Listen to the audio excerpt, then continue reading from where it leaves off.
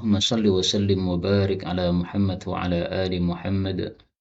اللهم انفعنا بما علمتنا وعلمنا ما ينفعنا وزدنا علما وبارك لنا في علمنا وارزقنا الإخلاص في القول والعمل كاملا وعلما نافعا لا ينسى وتوفيقا دائما وصحة ويقينا وعافية آمين يا رب العالمين.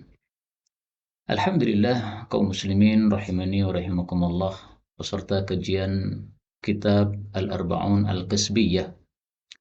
Pertama saya ucapkan ahlan wa sahlan wa marhaban dengan kedatangan antum semua pada program kajian kitab Al-Arba'un Al-Kasbiyah.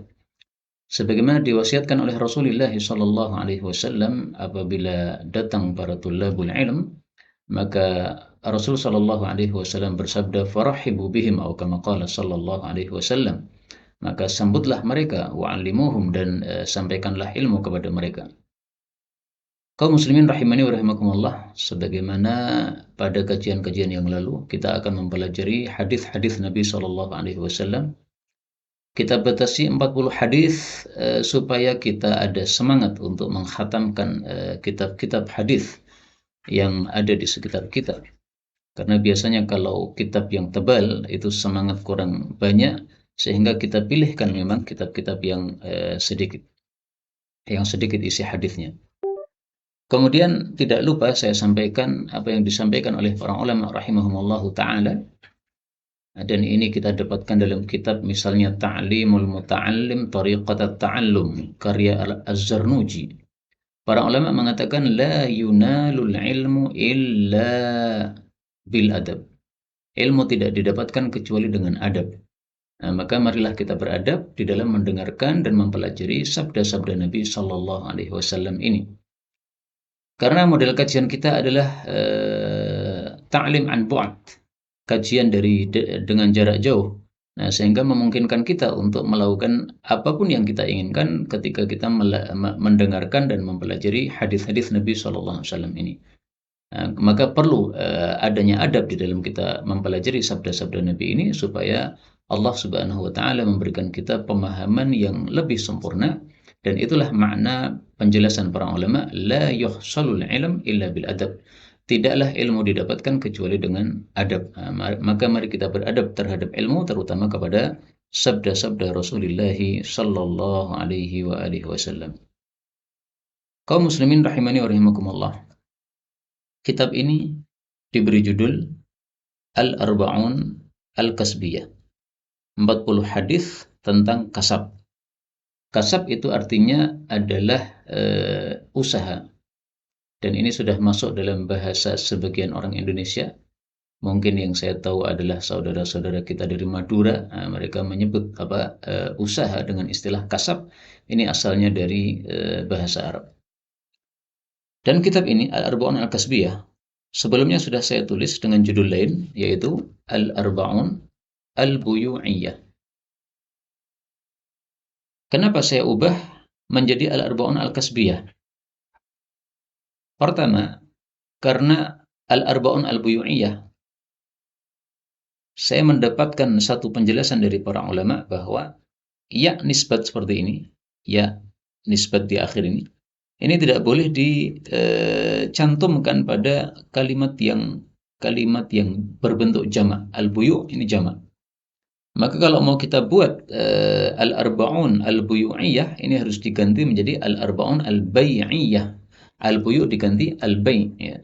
Itu satu penjelasan yang pernah saya baca dari satu kitab, kalau tidak salah kitab Faidul Qadir. Ya. Karena itu kemudian Al-Arba'un Al-Buyu'iyah, judul lama, saya ganti menjadi Al-Arba'un Al-Kasbiyah. Tapi kemudian saya berpikir, tampaknya Al-Buyu'iyah tidak ada masalah. Karena kita sering menemukan juga misalnya Al-Usuliyah, ya. Qawaid Usuliyah, kaidah-kaidah usul fikih. Nah, Usuliyah ini, usul ini juga bentuk jamak. Nah, maka wallahu alam, dalam hal ini bisa ada 3 kemungkinan. Bisa jadi saya salah paham terhadap penjelasan ulama yang tadi saya baca, yang saya pahami bahwa ya nisbat tidak bisa dimasukkan pada lafal yang berbentuk jamak. Bisa jadi juga kaidah itu sudah benar, hanya ada pengecualian-pengecualian mungkin. Bisa jadi juga kaidah itu sudah benar, tetapi banyak yang melanggar. Karena seringkali seperti itu, ada kaidah bahasa Arab tetapi ada salah kaprah yang terjadi pada penggunaan bahasa yang tidak sesuai dengan kaidah tersebut.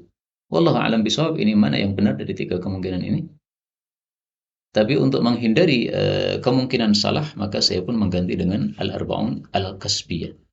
Ini alasan kenapa diganti dengan Al-Arba'un Al-Kasbiyah. Alasan yang kedua, karena kitab Al-Arba'un Al-Buyu'iyah itu setelah saya perhatikan urutannya kurang bagus. Sehingga sebagiannya saya ganti dengan hadis-hadis yang lain yang lebih relevan, dan juga saya ganti urutannya. Karena itu kitab yang pertama yang berjudul Al-Arba'un Al-Buyu'iyah itu sudah saya musnahkan, sudah tidak terpakai lagi, sudah saya ganti dengan Al-Arba'un Al-Kasbiyah. Kecuali tempat-tempat yang saya mengajar kitab tersebut belum selesai, maka akan saya selesaikan tetap mempelajari Al-Arba'un Al-Buyu'iyah. Nah, inilah biografi sejarah kitab Al-Arba'un Al-Kasbiyah, awalnya dari Al-Buyu'iyah. Makanya dalam buku ini, dalam covernya, saya tuliskan di sini Al-Isdar Ats-Tsani. Ini adalah terbitan yang kedua, tahun 2022 atau 1444 Hijriah. Adapun Al-Arba'un Al-Buyu'iyah itu yang terbitan pertama itu sudah ditulis pada tahun 2021 kalau tidak salah ingat. Jadi sekitar 1 tahun sebelum penulisan kitab ini. Darul Athar Misrun seperti biasa ya, bukan Misra, karena kalau Misra itu artinya Mesir, tapi kalau Misrun itu artinya satu kota. Nah, kota terserah mana, kota Solo atau kota manapun. Kita mulai dengan Bismillahirrahmanirrahim. Kenapa? Rasulullah Shallallahu Alaihi Wasallam bersabda, "Kullu amrin dibalin la yubda'u fihi bi Bismillahirrahmanirrahim, fahuwa aqta'." Setiap perkara yang penting yang tidak dimulai dengan Bismillahirrahmanirrahim, maka perkara itu akan putus dari berkah. Hadis disahihkan oleh sebagian ulama. Kullu amrin dibalin la yubda'u fihi bi Bismillahirrahmanirrahim aqta'. Hadis diriwayatkan oleh Abdul Qadir Ar-Ruhawi dalam kitab Al-Arba'in dan disahihkan oleh Al-Imam An-Nawawi rahimahullah. Meskipun saya jujur, banyak ulama yang mendhaifkan, di antaranya Syekh Albani mengatakan dhaif pada kitab Dhaiful Jami' As-Shaghir hadis nomor 4217. Maka kita yang bukan ulama boleh meniru atau mengikuti sebagian ulama, mengikuti yang mensahihkan tidak ada masalah. Kalaupun kita mengikuti yang mendhaifkannya, maka dalil Bismillahirrahmanirrahim bukan hadis tersebut, tapi dalilnya adalah perbuatan Nabi Shallallahu Alaihi Wasallam ketika beliau menulis surat kepada para penguasa yang kafir, maka dimulai dengan Bismillahirrahmanirrahim. Demikian juga surat-surat yang beliau tulis kepada sahabat-sahabat beliau yang Muslim, maka beliau juga memulainya dengan Bismillahirrahmanirrahim. Demikian juga apa yang Allah lakukan dalam kitab suci yang kita baca, yaitu Al-Quran, maka dimulai juga dengan Bismillahirrahmanirrahim. Bab pertama, Fadlut Tijarah, fadilah jual beli atau bisnis. Kenapa yang pertama dimulai dengan fadilah? Ini kebiasaan orang Arab, sebelum membahas sesuatu bukan dibahas definisinya tapi fadilahnya. Setelah fadilahnya diketahui, orang semangat untuk mengetahui, baru dibahas tentang definisinya. Demikian kebiasaan orang Arab. Tapi kemudian dalam kitab-kitab fikih seringkali karena pembahasan fikih itu adalah tujuannya untuk membahas hukum, maka seringkali dibahas definisinya dulu, baru kemudian hukum-hukumnya. Hukum asal tijarah kita dapatkan dalam Al-Quran. Allah Subhanahu wa taala mengatakan, "Wa ahallallahu al-bai'a wa harrama ar-riba." Pada surat Al-Baqarah ayat 275. Wa ahallallahu al-bai', Allah menghalalkan jual beli, wa harrama riba, dan mengharamkan riba. Maka dari sini para ulama mengambil kesimpulan bahwa hukum asal jual beli adalah halal. Adapun jual beli menjadi haram apabila ada larangan padanya.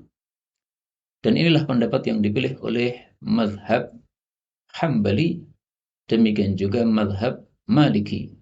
Mereka mengatakan hukum asal pada semua muamalat jual beli dan sejenisnya adalah mubah, boleh. Kecuali ada dalil yang melarang, baru menjadi haram. Nah, sebagian ulama lagi berpendapat bahwa hukum asal dari jual beli, demikian juga muamalat yang lainnya adalah haram selama tidak ada dalil yang membolehkan. Tapi pendapat yang terpilih, yang dipilih oleh guru-guru kami adalah bahwa hukum asal muamalah halal. Karena Allah mengatakan di sini wa halallahu al-bai', maka hukum asal jual beli adalah halal. Kemudian dalil yang kedua tentang jual beli, Allah Subhanahu wa taala mengatakan masih pada surat Al-Baqarah ayat 233, mohon maaf, pada surat An-Nisa ya, ayat 29. Ya ayyuhalladzina amanu la ta'kulu amwalakum bainakum bil batil. Jangan memakan harta sesama kalian dengan batil. Illa an takuna tijaratan an taradhi minkum. Akan tetapi merupakan tijarah. Akan tetapi makanlah harta sesama kalian dengan tijarah, dengan perdagangan yang taradin, yang saling ridho. Maka termasuk rukun yang penting dalam masalah jual beli supaya halal adalah harus adanya saling ridho. Saling ridho berarti ridho dari kedua belah pihak. Penjualnya ridho, pembelinya ridho. Penjualnya tidak ridho, maka jual belinya bermasalah. Pembelinya tidak ridho, maka jual belinya bermasalah. Baik, kita lihat hadis yang menunjukkan fadilah tijarah. Hadis nomor 1 dalam kitab ini. Qala al-muallif hafizahullahu ta'ala wa nafa'ana bihi wa bi'ulumihi fid darain amin. An Rifa'ah bin Rafi' radhiyallahu anhu anna an-nabiy sallallahu alaihi wasallam suila. Nabi ditanya. Ini saya baca suila ya dengan wawu karena sebagian qiraat membaca seperti itu ya. Hamzah bisa menjadi bacaan wawu. Kalau dibaca hamzah suila. Nah, lebih mudah dibaca suila. Ayul kasbi, usaha apakah atyab yang paling baik? Qala, beliau mengatakan amalur rajuli, amalan seseorang biyadihi, dengan tangannya. Pekerjaan seseorang dengan tangannya. Wa kullu bai'in, dan setiap jual beli mabrurin, yang baik. Hadis diriwayatkan oleh Al-Bazzar di dalam kitab Musnadnya, Musnad Bazzar, dan disahihkan oleh Imam Hakim dalam kitab Mustadraknya, Mustadrak ala Sahihaini lil Hakim. Kaum muslimin rahimani wa rahimakumullah, hadis ini menunjukkan bahwa dua amal ini, yaitu pekerjaan seseorang dengan tangannya dan jual beli yang baik, itu adalah sebaik-baik usaha. Dua-duanya sama ya. Bukan satu lebih utama daripada yang lain. Karena dalam bahasa Arab, kata-kata wa yang artinya dan ini mengumpulkan, tidak menunjukkan urutan. Apa yang dimaksud dengan bai'in mabrur? Jual beli yang baik. Jual beli yang baik adalah jual beli yang tidak melanggar aturan syar'i, sehingga jual beli tersebut makbul di hadapan Allah Subhanahu wa taala, diterima di hadapan Allah Subhanahu wa taala, dan hukumnya sah di mata syariat Islam. Jadi jual beli yang baik adalah jual beli yang diterima oleh Allah Subhanahu wa taala, yang tidak mengandung dosa. Kemudian syarat sifat kedua berarti dia itu adalah jual beli yang sah di mata hukum Islam, di mata syariat Islam. Kemudian dari hadis ini kita ambil beberapa faedah. Faedah yang pertama, Nabi Shallallahu alaihi wasallam ditanya, ayyul kasbi atyab. Ini menunjukkan pentingnya bertanya, karena dengan sebab munculnya pertanyaan ini, maka datanglah ilmu kepada kita, yaitu tentang apa usaha yang paling baik. Andaikan tidak ada pertanyaan ini, mungkin tidak ada penjelasan dari Nabi Shallallahu Alaihi Wasallam tentang masalah ini. Maka hadis ini termasuk hadis-hadis yang sababi. Hadis yang sababi adalah hadis yang ada sababul wurudnya. Ada sebabnya kenapa Nabi Shallallahu Alaihi Wasallam menyampaikan hadis tersebut. Karena hadis ada dua macam, ada yang sababi, ada yang ibtidai. Ibtidai itu hadis yang tidak ada sababul wurudnya. Sama dengan ayat Quran, ada yang sababi, ada yang ibtidai. Yang sababi itu yang memiliki sababun nuzul, yang ibtidai yang tidak memiliki sababun nuzul. Nah, rata-rata sabda Nabi itu adalah ibtidai, sebagaimana rata-rata ayat Al-Quran adalah ayat-ayat ibtidaiyah. Faedah berikutnya, hadis ini membahas tentang usaha apa yang paling baik. Dan para ulama berselisih pendapat usaha apa yang paling baik. Menurut Abu Hanifah rahimahullahu ta'ala, usaha yang paling baik adalah bai'un mabrur, jual beli yang baik. Maka Abu Hanifah terkenal sebagai seorang saudagar kaya yang sangat paham fikih jual beli karena dia langsung mempraktekkan jual beli tersebut. Jadi fikih jual beli dalam madhab Abu Hanifah ini sangat terpengaruh oleh pengalaman beliau yang sangat luas dalam masalah jual beli tersebut. Maka ini satu kelebihan yang ada pada fikih Abu Hanifah dalam bab jual beli. Pendapat yang kedua, Imam Nawawi rahimahullahu taala memilih pendapat bahwa jual beli yang paling bagus adalah amalur rajul biyadih. Pekerjaan seseorang dengan tangannya, karena ini adalah pekerjaan beberapa nabi. Misalnya sabda Nabi sallallahu alaihi wasallam, "Kana Zakaria najjaran." Adalah Nabi Zakaria seorang tukang kayu. Nah, tukang kayu berarti dia bekerja dengan tangannya sendiri, membuat dari kayu dibuat menjadi barang-barang yang berguna, meja, kursi dan sebagainya. Ini hadis riwayat Muslim. Demikian juga Nabi Daud alaihi salatu wassalam, "Inna Dawudan nabiyya," sesungguhnya Nabi Daud, "kana la ya'kulu illa min amali yadih." Beliau tidak mau makan kecuali dari hasil kerjaan tangannya. Hadis riwayat Bukhari sahih. Dari ayat Quran, kita ketahui bahwa Nabi Daud alaihi salatu wassalam pekerjaannya adalah membuat barang-barang dari besi. Sebagaimana kita temukan dalam Al-Quran pada surah Saba ayat 10. Wa alanna lahul hadid, dan kami lunakkan bagi Nabi Daud akan besi.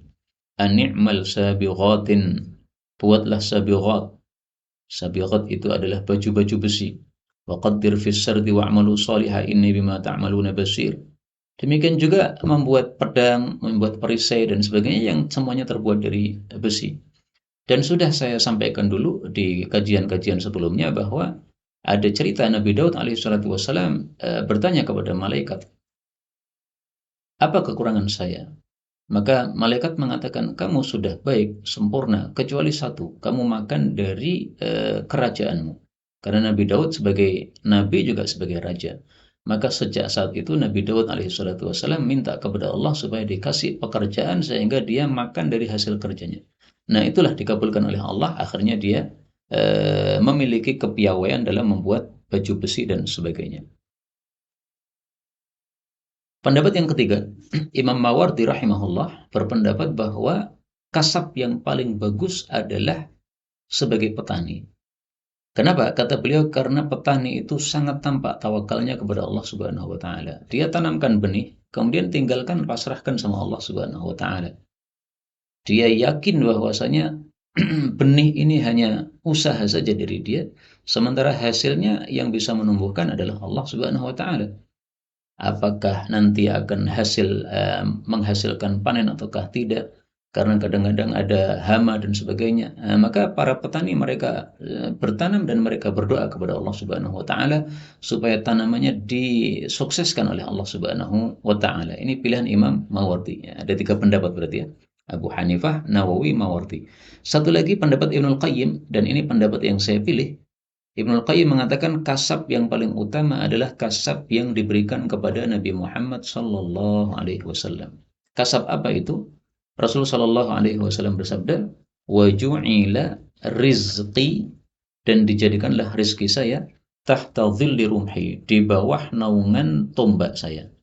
Artinya perang ya. Dengan perang itu mendapatkan harta ghanimah. Nah, maka inilah rizki Nabi Muhammad SAW. Berarti itulah kasab yang paling utama. Karena sesuatu yang dipilihkan untuk Nabi Muhammad SAW itu pasti yang paling utama, lebih utama daripada apa yang dipilihkan oleh Allah untuk nabi-nabi yang lainnya. Ala kulli hal, di sini ada perselisihan pendapat di antara para ulama. Kita pilih salah satu dari 4 ini untuk usaha kita. Jadi kalau kita mau perang silahkan, itulah yang paling bagus. Tapi di Indonesia tidak ada perang. Perang ada di luar negeri, misalnya di Palestina dan sebagainya, yang memerangi orang-orang Yahudi. Maka kalau tidak ada perang, kita ambil yang lainnya. Bisa jadi kalau di Indonesia karena tidak ada perang, maka usaha yang lain yang sebanding dengan perang itu adalah usaha menyampaikan ilmu ya, dengan menulis buku. Kemudian dari buku tadi Anda mendapatkan hasilnya, mendapatkan royaltinya misalnya, maka insya Allah itu juga termasuk dari afdalul kasab, karena para ulama mengatakan bahwa al-ilmu yaqumu bis-sinani wal bayani. Ilmu itu tegak bisinan dengan senjata wal bayan, dan dengan penjelasan, yaitu ilmu. Nah, kalau Nabi mendapatkan rezeki dengan senjata, dengan perang, di Indonesia tidak ada perang, maka kita bisa mendapatkannya dengan bayan, nah, dengan menulis buku dan sebagainya. Baik, kita lanjutkan bab berikutnya, salah satu asbabin nahyi fil buyu. 3 sebab dilarangnya adanya larangan dalam jual beli. Asbabul awal, sebab yang pertama, ad-darar, adalah kemadaratan. Hadis yang kedua, wa an Jabir bin Abdullah radhiyallahu anhuma annahu sami'a Rasulullah sallallahu alaihi wasallam yaqulu amal fathi. Nabi mengatakan pada tahun Fathu Makkah, yaitu tahun 8 Hijriyah. Wa huwa bi Makkah. Ini huwa seperti biasa ya, boleh dibaca dengan sukun sebagaimana qiraah Abu Amr, demikian juga qiraah riwayat Qalun dan sebagainya. Wa huwa bi Makkah, dan Nabi SAW berada di Makkah. Apa kata Nabi? Innallaha wa rasulahu, sesungguhnya Allah dan Rasulnya, harrama, telah mengharamkan, bai'al khamri, menjual minuman keras, wal maitati, dan bangkai, wal khinziri, dan babi, wal asnami, dan berhala atau patung. Hadis muttafaqun alaih. Hadis ini menunjukkan bahwa 4 hal ini dilarang diperjualbelikan oleh Rasul sallallahu alaihi wasallam. Kenapa minuman keras dilarang diperjualbelikan? Karena minuman keras itu merusak akal manusia. Maka para ulama mengatakan setiap perkara yang merusak akal manusia dilarang untuk diperjualbelikan. Kemudian kenapa bangkai ini dilarang diperjualbelikan? Karena dia najis. Maka para ulama mengatakan setiap yang najis tidak halal untuk diperjualbelikan. Misalnya tai kucing, ya, itu kan najis, maka tidak bisa diperjualbelikan untuk pupuk misalnya. Tetapi kalau tai sapi tidak ada masalah, karena sapi dagingnya halal sehingga tainya tidak najis, maka boleh diperjualbelikan untuk pupuk. Seperti saudara kami di Solo, ada sebagian saudara kami yang menjual pupuk dari bahan tai kambing, ya. Maka bisa dihubungi kalau membutuhkan. Ada salah satu ikhwan kita yang di Solo membuatnya. Kemudian al-khinzir, babi. Kenapa dilarang untuk diperjualbelikan? Karena babi madarat. Para peneliti mengatakan bahwa dalam daging babi banyak cacing-cacing yang nanti kalau dimakan maka akan memadarati tubuh kita. Al-asnam, patung, kenapa dilarang diperjualbelikan? Karena juga memadarati akidah manusia. Karena patung-patung itu zaman dulu disembah, berarti ini memadarati akidah, sehingga para ulama mengatakan setiap yang memadarati akidah maka dilarang untuk diperjualbelikan. Misalnya memperjualbelikan buku yang berisi kesesatan, nah ini bisa merusak akidah manusia, tidak boleh. Nah, karena itulah diambil dari hadis kedua ini judul bahwasanya segala sesuatu yang bermudarat maka itulah penyebab diharamkannya jual beli. Khamr itu memadarati akal manusia, kemudian babi ini memadarati kesehatan manusia, dan asnam berhala ini memadarati terhadap akidah manusia. Kemudian dari hadis ini kita ambil beberapa faedah. Faedah yang pertama, hadis ini menunjukkan bahwa Rasul Shallallahu Alaihi Wasallam melakukan ceramah pada waktu Fathu Makkah. Maka ketika ada munasabah kumpul banyak orang, ini sangat bagus kalau misalnya dibuat suatu ceramah, ya. Jadi mengambil kesempatan adanya orang yang alim berada di suatu tempat di mana banyak orang, kita ambil kesempatan itu untuk minta nasihat dari beliau. Seperti ini tidak ada masalah. Ini sesuatu yang baik, ini bukan termasuk masalah ibadah, ini termasuk masalah muamalah, maka boleh dilakukan dan tidak disebut sebagai bid'ah. Seperti yang dilakukan oleh Habib Rizik misalnya, beberapa tamu datang, mungkin setiap hari dan sering seperti itu. Nah, maka sebelum menyambut tamu-tamu itu, sebelum menunaikan hajat-hajat mereka, maka beliau mulai dulu dengan ceramah, ya, diajarkan kitab Riyadhus Shalihin, satu pertemuan, satu hadis. Kemudian setelah selesai ceramah 30 menit, nah baru kemudian beliau menyambut tamu-tamunya yang datang pada hari tersebut. Ini tidak ada masalah, bukan sesuatu yang bid'ah. Faedah yang kedua, hadis ini menunjukkan bahwa Allah dan Rasulnya sama-sama punya hak untuk mengharamkan. Tapi Rasul tidak mungkin mengharamkan kecuali dengan perintah Allah Subhanahu wa taala. Sebagaimana hadis yang sering kita sampaikan, Rasul mengatakan innama aqulu ma uqawwal. Innama tiada lain aqulu, saya mengucapkan ma uqawwal, apa yang saya disuruh untuk mengucapkan. Hadis riwayat Ahmad, derajatnya sahih. Ini hadis sudah sering kita sampaikan, tapi disampaikan terus supaya kita lama-lama hafal ya. Hafal lafalnya, demikian juga hafal siapa mukharijnya. Ini tadi yang mentakhrijnya adalah Imam Ahmad dalam kitab Musnadnya. Innama aqulu ma uqawwal. Dalil lain yang menunjukkan bahwa Allah dan Rasulnya mengharamkan adalah dalam Al-Quran pada surah At-Taubah. Allah Subhanahu wa ta'ala mengatakan qatilul ladzina la yu'minuna billahi wala bil yawmil akhir wa la yuharrimuna ma harramallahu wa rasuluhu. Perangilah orang-orang yang tidak mengharamkan apa yang Allah haramkan dan Rasulnya mengharamkan. Yang mereka orang-orang kafir. Ini surat At-Taubah ayat 29. Nah, ini dalil menunjukkan bahwa Nabi adalah juga pembuat syariat. Sebagaimana Allah Subhanahu wa ta'ala adalah pembuat syariat. Tapi tidak mungkin Nabi membuat syariat kecuali dengan perintah Allah Subhanahu wa ta'ala. Kemudian al-maitah, bangkai. Ini disebutkan contoh-contohnya di dalam Al-Quran.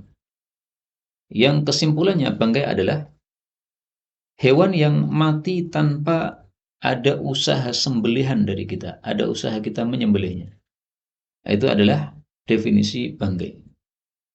Allah Subhanahu wa ta'ala mengatakan contoh-contoh bangkai, wal munkhaniqatu, binatang yang mati tercekik, wal mauqudah, binatang yang mati karena terlempar benda keras, wal mutaraddiyah, binatang yang mati karena jatuh dari tempat yang tinggi, wan natihah, dan binatang mati karena tertanduk. Ini semuanya contoh-contoh bangkai. Maka apapun yang mati tanpa usaha dari kita untuk menyembelihnya, itu adalah bangkai. Demikian juga apa yang mati tanpa usaha kita untuk memburunya, maka itu juga bangkai. Maka kalau kita berburu dengan panah, dengan tembak misalnya, demikian juga dengan anjing pemburu, ini meskipun tidak dengan sembelihan, tetapi itu juga bukan bangkai, karena diizinkan juga oleh Allah Subhanahu wa ta'ala. Kita lanjutkan hadis yang ketiga. As-sababu tsani, sebab yang kedua adalah al-gharar wal jahalah. Adanya gharar, spekulasi, wal jahalah, dan ketidakjelasan. Wa an Abi Hurairah radhiyallahu anhu qala, naha, telah melarang Rasulullah sallallahu alaihi wasallam an bai'il hasad, dari jual beli dengan kerikil.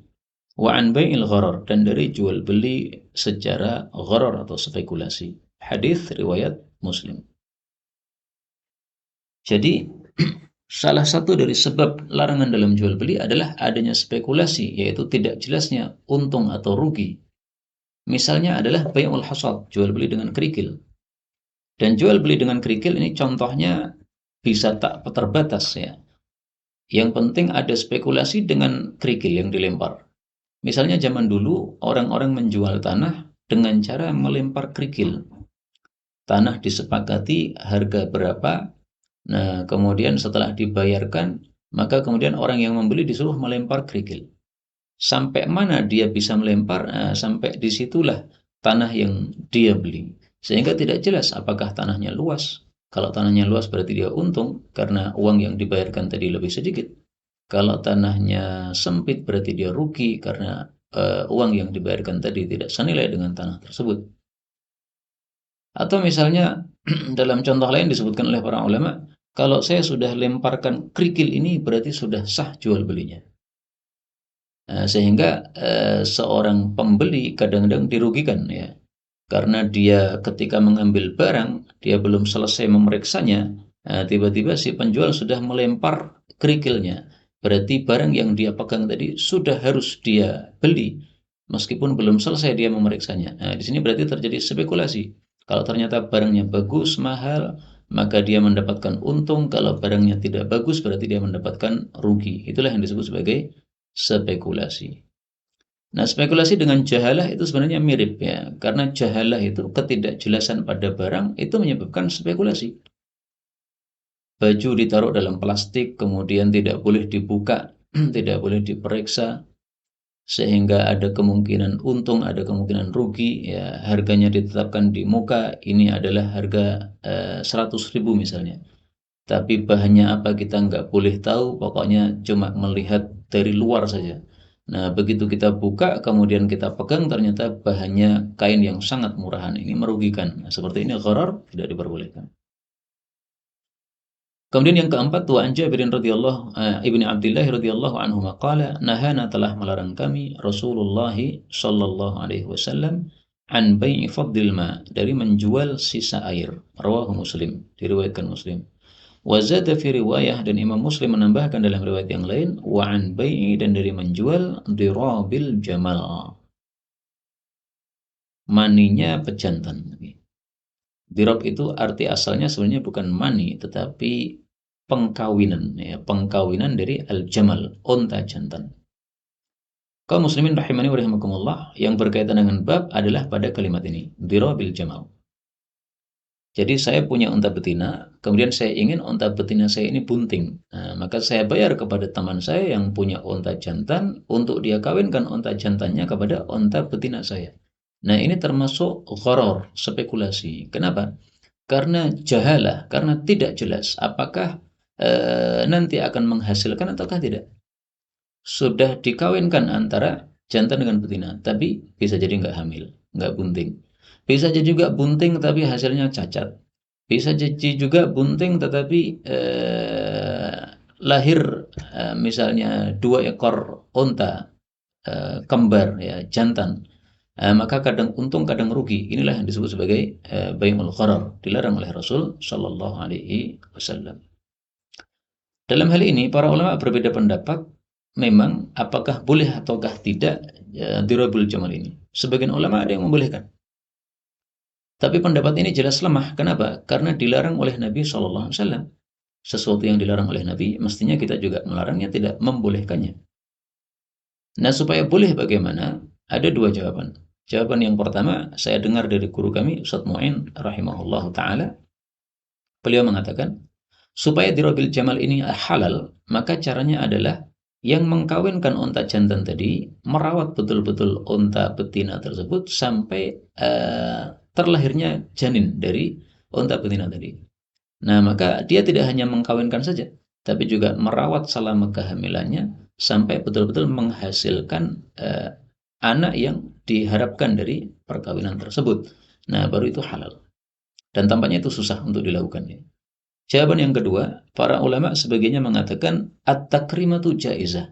Kalau hanya memberikan penghormatan saja boleh. Jadi bukan upah, ya.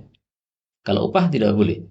Jadi misalnya ini kalau dikawinkan dengan ontamu berapa bayarnya? 100.000 upahnya. Nggak boleh. Tapi kalau takrimah saja nggak ada masalah, ya. Antum punya unta jantan, tolong kawinkan dengan unta betina saya, nanti saya kasih takrimah. Ya. Apa takrimahnya? Ya bebas lah.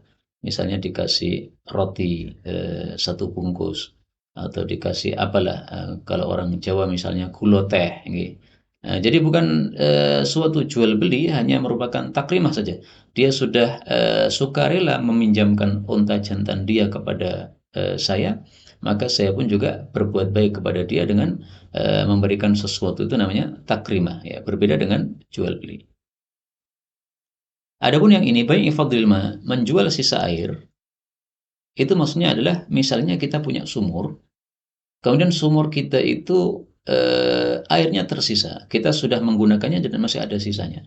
Nah, tetangga kita yang kematian yang listriknya mati, kemudian tidak mempunyai air misalnya karena tidak punya sumur, dia ingin mengambil air sumur kita. Nah, kita tidak boleh menjualnya. Kenapa? Karena sumur tersebut, meskipun sumur itu milik kita, tetapi yang memunculkan airnya adalah Allah Subhanahu wa Ta'ala, dan kita dilarang untuk menjual sisa air. Supaya halal bagaimana menjual sisa air tadi? Supaya halal adalah kita mengambil airnya. Setelah kita ambil airnya, kemudian kita tarik dari sumur menuju ke atas. Nah, membayarnya adalah air yang sudah kita wadahi tersebut. Tidak ada masalah kalau seperti itu. Tapi kalau kita katakan silahkan ambil dari sumur sendiri, dia yang menarik timbanya sendiri, tapi disuruh bayar. Nah, ini tidak boleh. Ini melanggar hadis ini. Demikian juga melanggar sabda Nabi Shallallahu Alaihi Wasallam. An-nasu syuraka'u fi thalathin. Para manusia itu berserikat di dalam 3 perkara. Mohon maaf ya. Al-muslimuna syuraka'u fi thalathin. Kaum muslimin berserikat dalam 3 perkara. Pertama, fil kala, dalam masalah rumput. Wal ma'i, dan masalah air. Wan nari, dan masalah api. Jadi kalau ada rumput yang tumbuh sendiri, maka manusia berserikat dalam rumput tersebut. Tidak boleh kita kemudian membatasi, ini sudah saya cium, ini jangan diambil, ini area ini ya. Area tersebut padahal area umum yang Allah menumbuhkan rumput di situ untuk siapapun yang ingin memanfaatkannya. Maka siapa cepat dia dapat ya. Dia datang ke lapangan pertama, maka dia berhak untuk mengambil rumput-rumput yang ada di situ.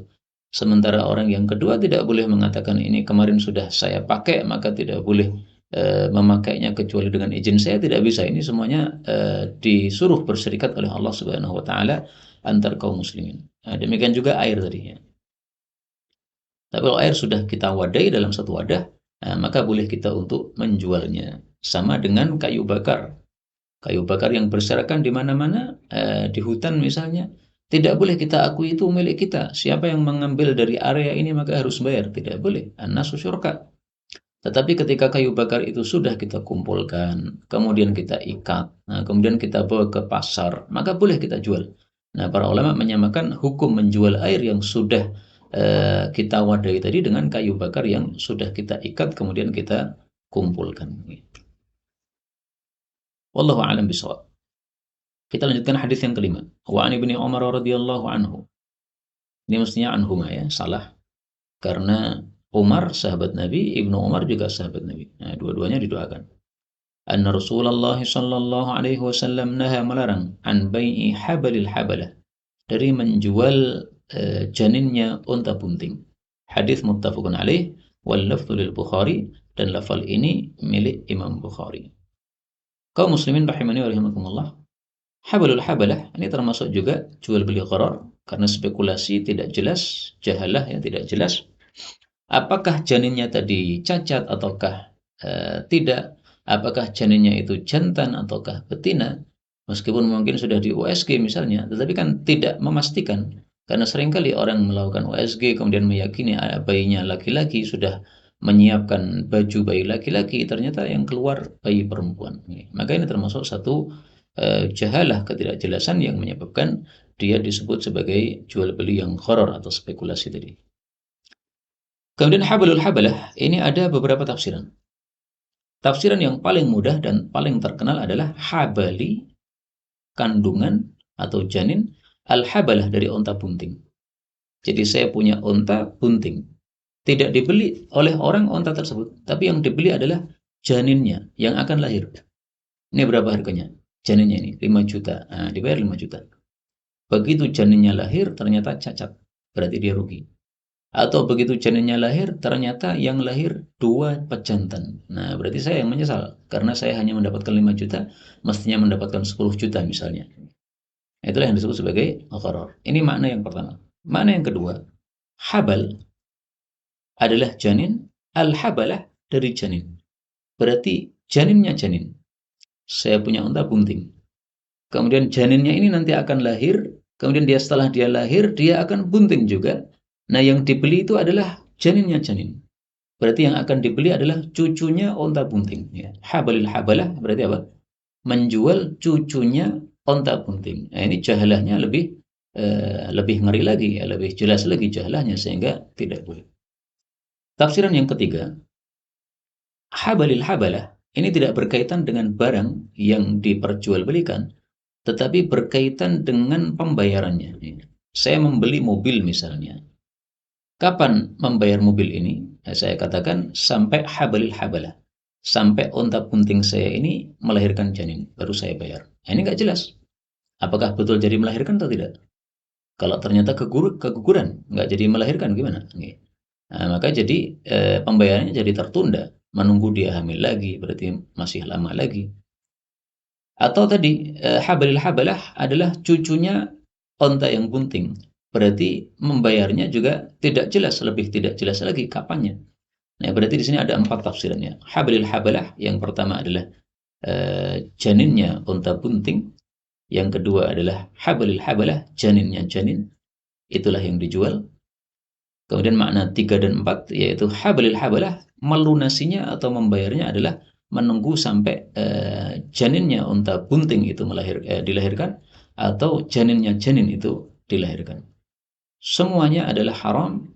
Yang pertama haram karena tidak jelas pada barangnya. Yang kedua haram karena tidak jelas kapan waktu pembayarannya. Ini semuanya adalah ketidakjelasan yang menyebabkan tidak bolehnya jual beli tersebut.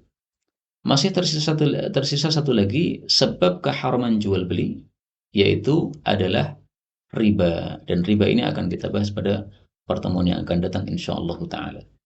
Nah, maka ringkasnya para ulama mengatakan hukum asal jual beli adalah halal. Kapan haram? Haram ketika ada larangan. Kapan ada larangan? Ketika ada salah satu dari 3 ini. Yang pertama riba, yang kedua gharar atau spekulasi, yang ketiga adalah kemadharatan. Nah, kemadharatan itu diungkapkan oleh Syekh Utsaimin dengan istilah kezaliman. Tapi saya lebih suka istilah kemadharatan, dan ini istilah yang dipakai oleh mazhab Syafi'i ya. Kata-kata kemadharatan lebih mencakup daripada kata-kata kezaliman. Karena kalau misalnya menjual minuman keras tadi, kezalimannya di mana ya? Karena orang yang membeli juga rela, yang menjual juga rela. Tidak ada unsur kezaliman di antara kedua penjual dan pembeli tadi. Tapi di situ ada kemadharatan, merusak akal. Wallahu a'lam bishawab. Inilah yang dapat kita sampaikan.